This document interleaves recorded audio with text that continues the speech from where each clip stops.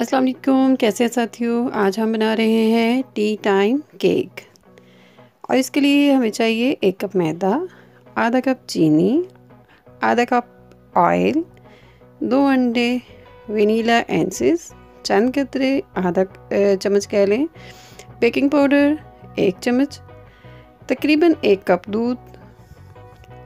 इसमें आप ये ख्याल रखिएगा कि जिस कप के साथ आपने मैदा का नाप लेना है, इसी कप के साथ आपने आधा कप चीनी भी और दूध भी इसी कप के साथ नाप कर आपने इस्तेमाल करना है। मैंने लिया है एक आम साइज़ का कप, जिस तरह नॉर्मली हम लोग घर में इस्तेमाल करते हैं। आम साइज़ का कप, उसी कप का मैंने 1 कप मैदा लिया है और उसी के हिसाब से मैंने 1 कप चीनी ली है, आधा कप चीनी ली है और इसी के हिसाब से तकरीबन पौना कप दूध इसमें इस्तेमाल हो जाएगा। तो शुरू करते हैं। सबसे पहले हम अंडे डाल लेते हैं बाउल में और इसको हम आहिस्ता आहिस्ता फेंट लेते हैं। इसको फेंटने के बाद इसमें हम लोग आधा कप चीनी मिला लेंगे और इस आधा कप चीनी को हमने इसमें अच्छी तरह मिक्स करना है। आराम से इसको फेंटते जाएं और आहिस्ता आहिस्ता ये मिक्स होती जाएगी। अब इसमें हमने डाल दिया जनाब मैदा, और मैदा भी थोड़ा थोड़ा करके डाल लें और थोड़ा थोड़ा करके डालते जाएंगे और साथ में गिल्टियाँ नहीं बननी चाहिए और ये बिल्कुल हमवार होना चाहिए। अब देखिए ये अच्छी तरह मिक्स हो गया है। अब हम इसमें थोड़ा थोड़ा करके दूध मिलाते जाएंगे और इसे फेंटते जाना है, अच्छी तरह मिक्स करना है और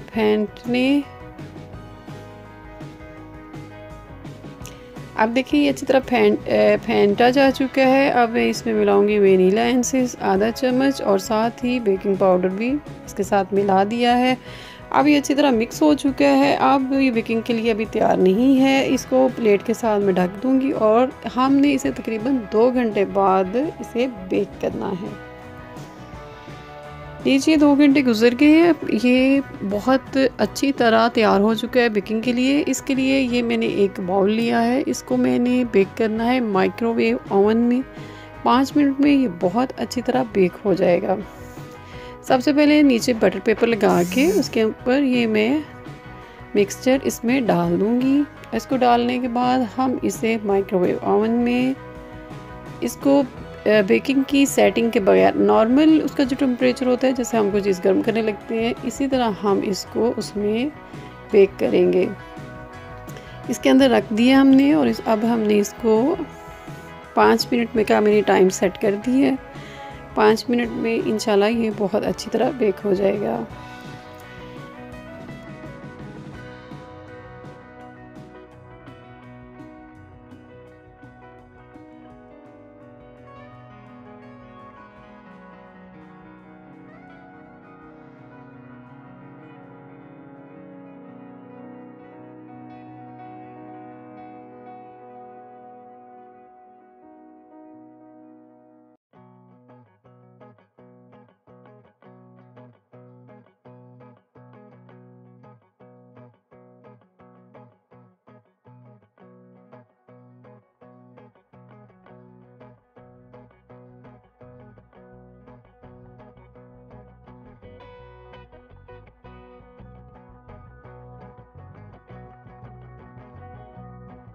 देखें ये कितना अच्छा और ख़ूबसूरत इसमें कलर आ रहा है। ये बिल्कुल अच्छी तरह बेक हो चुका है। मैं इसको छुरी के साथ चेक करूँगी और ये बिल्कुल ठीक रेडी।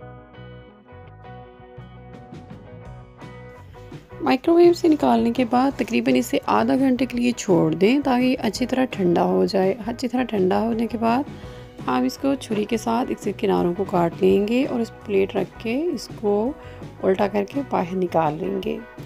बाहर निकालने के बाद मैं तो इसको ऐसा सादा रखना चाह रही थी, लेकिन मेरी बेटी की फरमाइश है कि इस पर चॉकलेट जो है वो लगाया जाए, इसको चॉकलेट का फ्लेवर दिया जाए। इससे ज़्यादा मज़े का होता है, उसे चॉकलेट का फ्लेवर पसंद है।